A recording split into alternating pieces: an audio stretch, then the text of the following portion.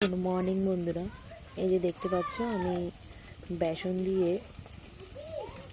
এক আটি মতন হিলচে শাক নিয়ে নিয়েছিলাম। অনেক সময় অনেক রকম হিলচে শাক খেয়েছি, যেমন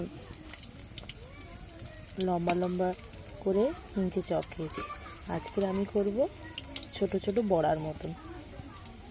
তাই জন্য আমি এতে দিয়ে দিয়েছি হলুদ গুঁড়ো, জিরের গুঁড়ো, লবণ, গরম মশলা গুঁড়ো,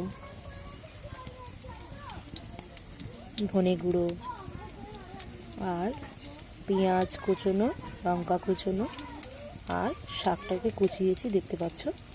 আর দিয়েছি হালকা পরিমাণ মতন লঙ্কার গুঁড়ো দিয়ে এর সাথে ভালো করে মিশিয়ে ফাটিয়ে আমি বড়া বানিয়ে নিয়েছি। তেলটাও বসিয়ে দিয়েছি আর বসিয়েও দিয়েছি, দেখতে দাঁড়া, এই যে দেখতে পাচ্ছ বসিয়ে দিয়েছি উনুনেই। খুব সুন্দর বড়ার মতন হচ্ছে, দেখতে পাচ্ছ, খুব সুন্দর উঠে যাচ্ছে। এইভাবে তোমরা বাড়িতে বানিয়ে নিও।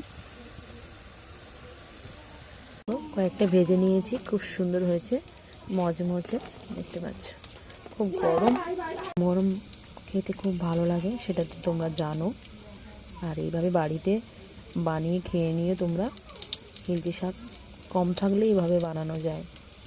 বড় বড় খেতে ইচ্ছে করো না, আজকে নতুন রকমের একটা আইটেম করেছি বড়ার মতন হিলচে শাককে।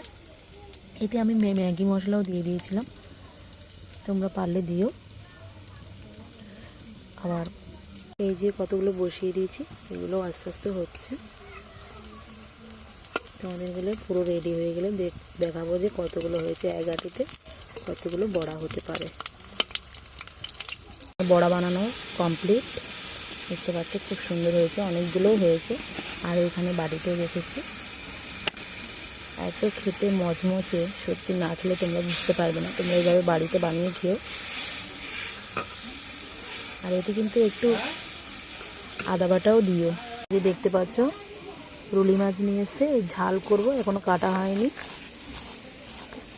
কেটে বসিয়ে দেবো। ঝালটা বসিয়ে দিয়েছি। ঝালের জন্য মশলা পেস্ট করে নিয়েছিলাম, দিয়ে দিয়েছিলাম জিরের গুঁড়ো, ধনের গুঁড়ো, আদা বাটা, হলুদ গুঁড়ো, পরিমাণ মতো লবণ, একটু ভালো করে কষিয়ে ঝালটা, মাছটা তারপর ধুয়েই এর সাথে দিয়ে দেবো। লাস্টে ধনে পাতা দিয়ে দেবো।